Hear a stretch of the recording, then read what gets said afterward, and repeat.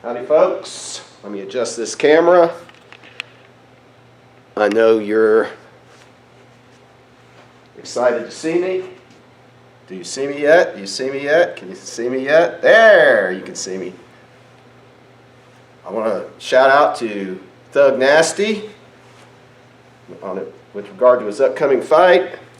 That's the rear naked chokehold, Thug. I know you taught me better, but anyway, I'll try to put myself in that rear naked chokehold before we get too far into this lecture and people get bored. But seriously, I'm a little sad to be standing in front of a camera instead of spending time with you guys, talk about exciting topics like commercial banking. But things are what they are, and we'll get through this. And speaking of getting through this, let's go ahead and launch into Chapter 5 of commercial banking. It's been about a month since we've been together, so we might as well review this. And once we finish Chapter 5 and Chapter 6, then you'll be in a really good position to watch the videos of Andrew Terrell, who came in last year and spoke to the commercial banking class about how they at Stephens Inc., which is an investment firm, how they analyze bank companies and bank stocks. So let's get into this discussion of commercial bank financial statements, because their financial statements look very different than the financial statements of most other companies. All right. So as with all private companies, there are two primary financial statements: the balance sheet and the income statement. And as we talked about in ManFin a long time ago, a lot of people use these statements. Managers use these statements, customers might use these statements, and the regulatory authorities definitely use and rely on these statements. The balance sheet, otherwise called the report of financial condition or position, and the income statement, which is often called the P&L, the profit and loss statement. Okay? So the balance sheet shows the amount and the composition of the sources of funds.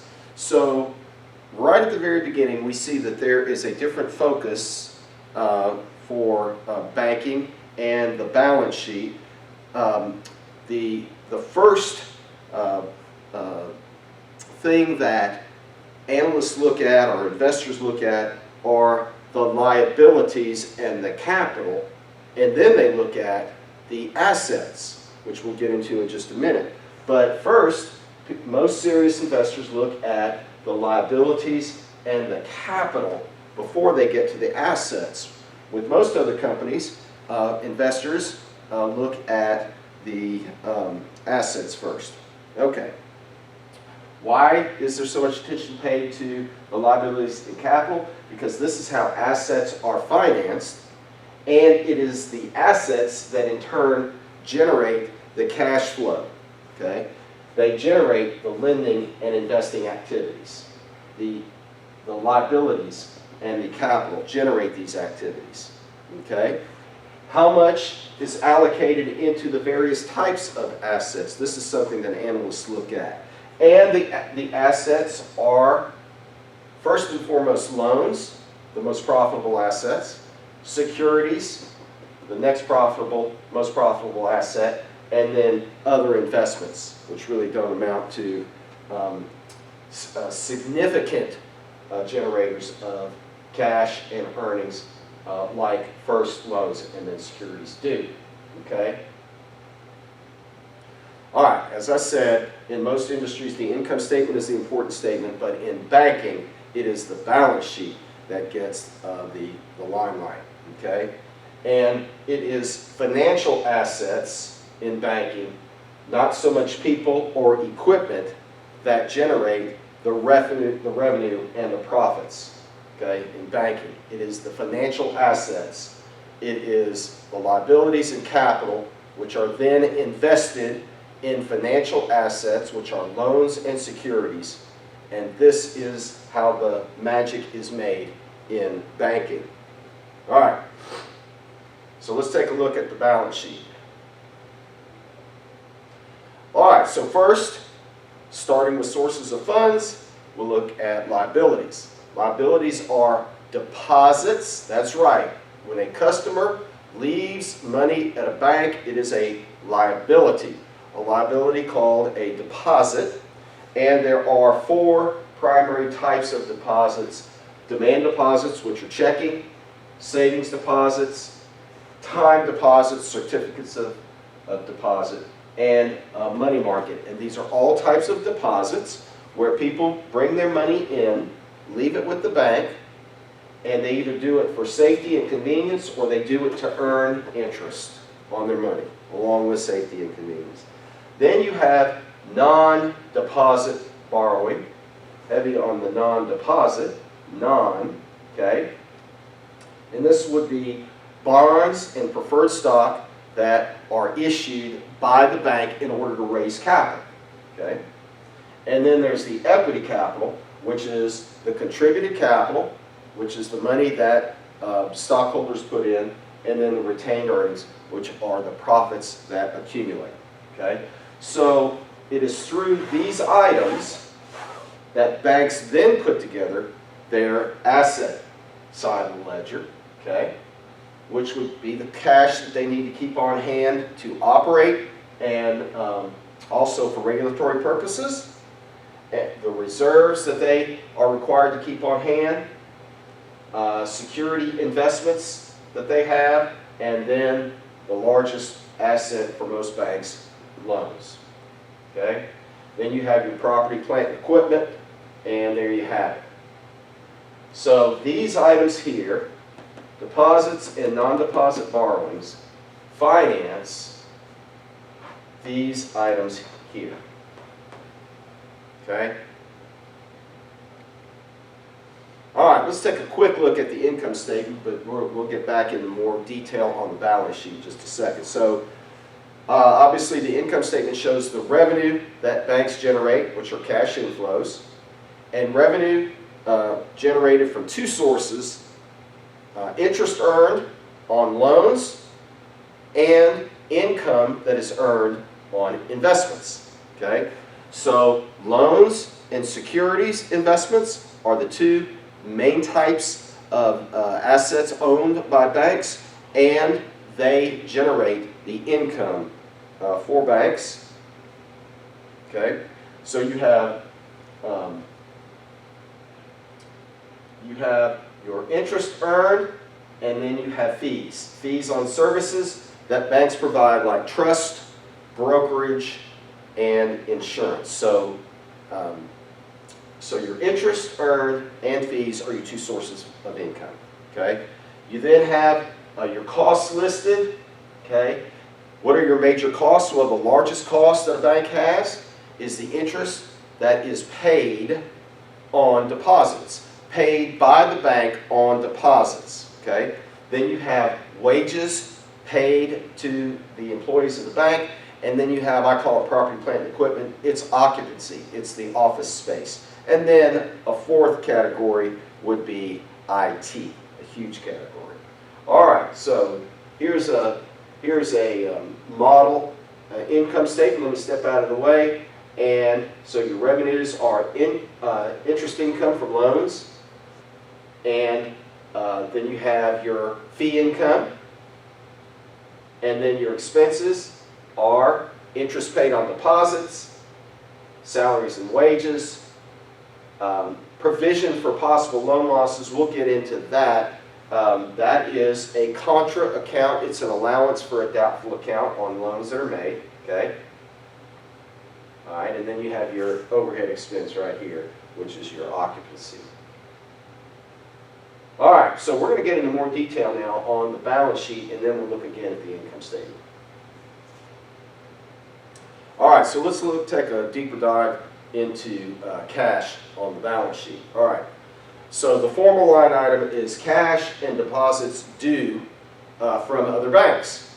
Okay, all right, this includes cash that they have to keep, the banks have to keep in the vault. Okay, any deposits that they keep with other banks in order to assist them with doing business.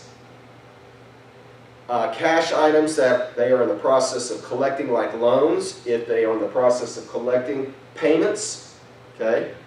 And then the amount they keep on reserve with the Federal Reserve, okay?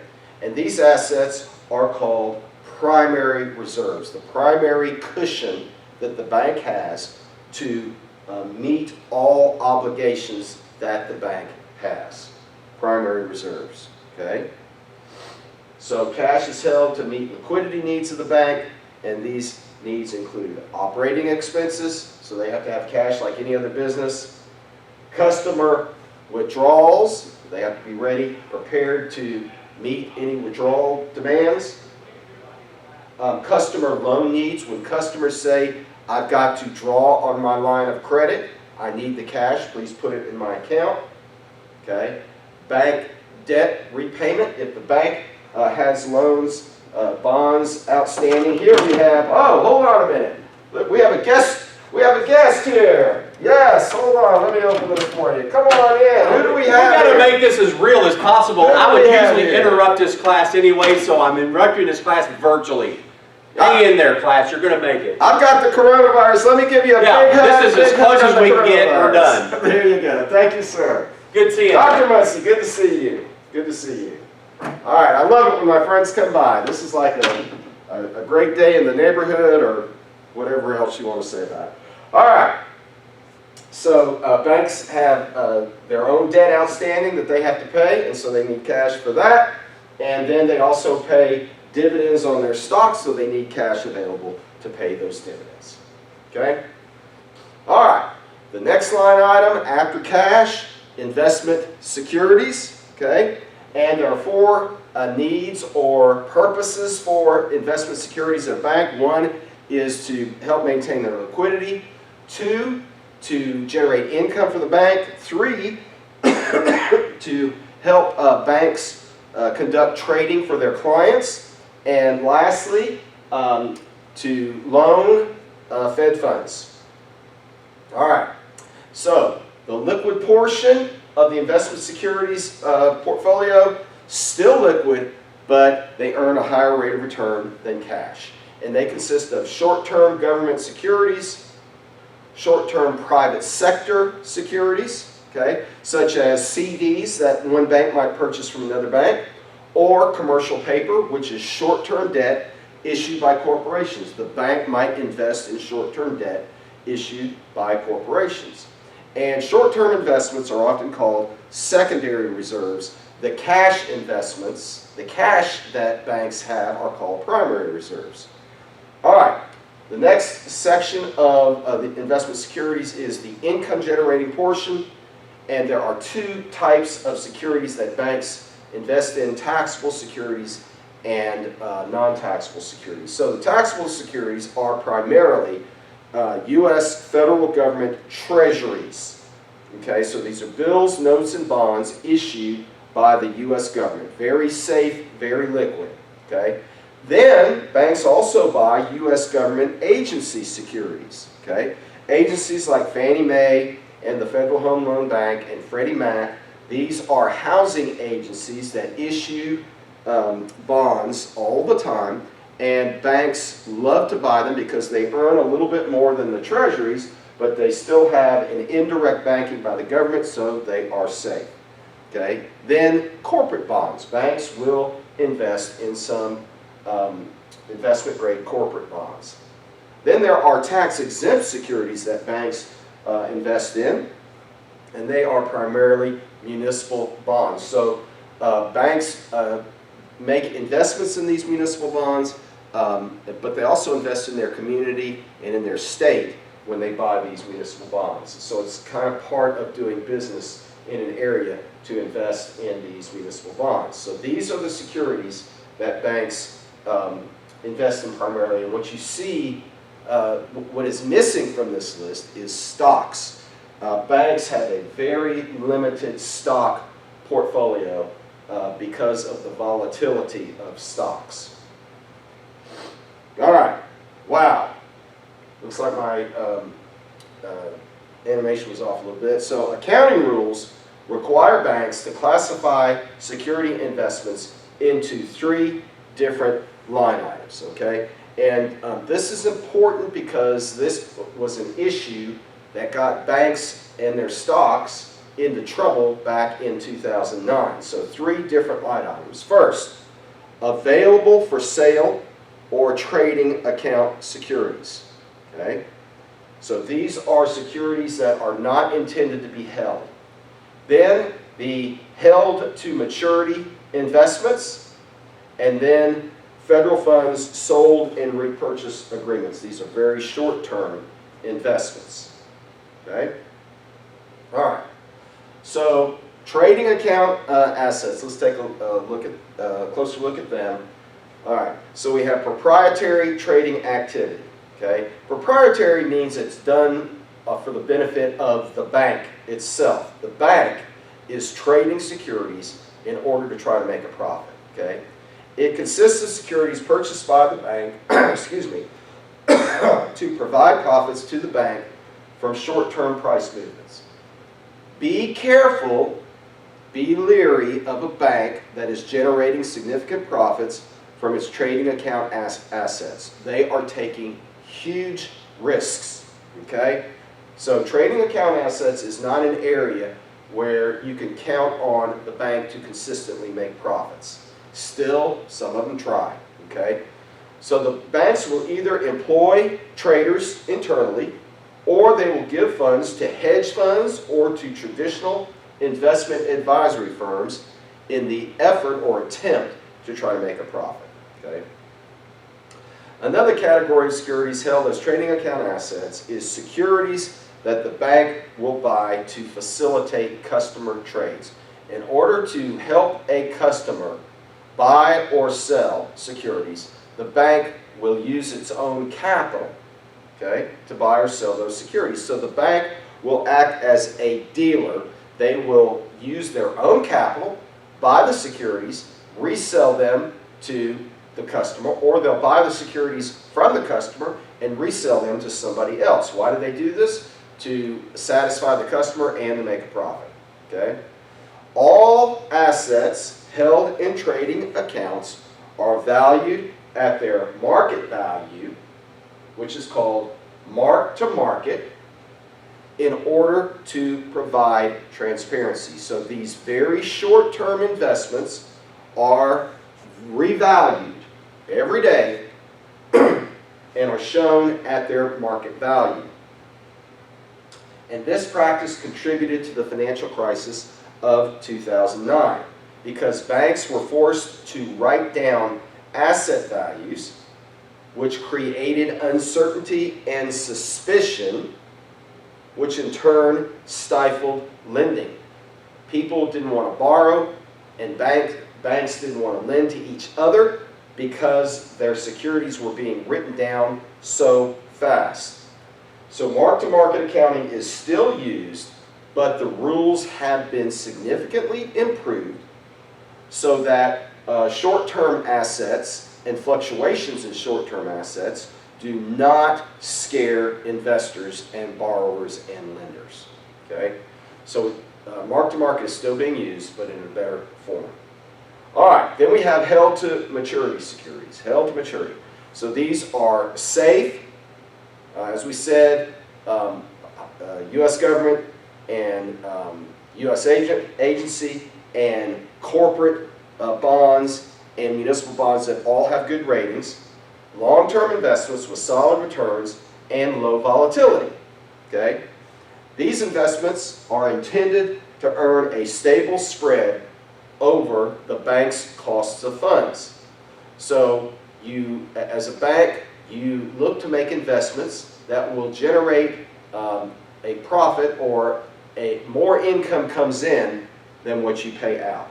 Remember what your cost of funds are: your deposits and your bonds that you float and your bank stock dividends. All right. Because these investments are long-term, are not intended to be sold, they are held on the balance sheet at their historic cost. Okay?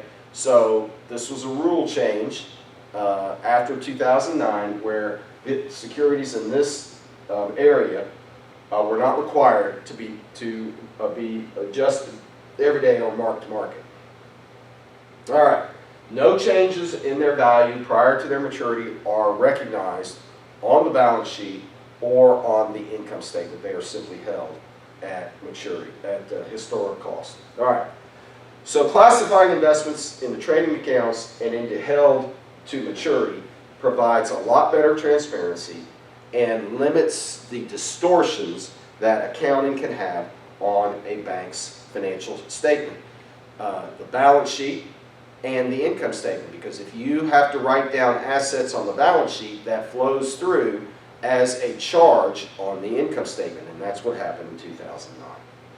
All right, federal funds sold and reverse repurchase agreements. These are temporary loans, very short-term, usually overnight, made primarily to other banks and to security dealers that need to meet regulatory reserve requirements. Okay, so this is where one bank lends to another bank and another bank borrows from that bank in order to have enough cash available to meet their reserve requirements. Okay, so the capacity to make these temporary loans comes from excess reserves that a lending bank has on deposit with the Federal Reserve. So every financial institution that's a member of the Federal Reserve has to maintain reserves at the Federal Reserve Bank, and if they have adequate reserves, above adequate reserves, then they will make loans. Some of these loans or investments take the form of what is called a reverse repurchase agreement, or a repo in banking lingo, in which the lending bank, okay, acquires temporary title to securities owned by the borrowing bank. So the lending bank does not just make an unsecured loan, okay? They loan overnight money to the other bank in return for taking title or collateral certain investments, securities that that bank has. And they hold those securities until the loan is paid off. Okay? So that's what a repo is. All right, let's take a look at loans, which is the largest category of assets held at banks. All right, so we start with gross loans, okay? The sum of all loans, the market value of all loans, okay? Then we take an allowance for possible future loan losses, otherwise called all. The allowance for possible future loan losses. This is an allowance for a doubtful account. Banks know from history what percentage of their loans they will not be able to collect. Okay? And those are subtracted from gross loans. Okay? And so this is an area where analysts take a hard look, and Andrew mentions that in his conversation with us. Okay? Equals net loans. All right? So how do you adjust the allowance for loan losses? Well, you start with the beginning allowance for loan losses. Then you add or subtract the provision for loan losses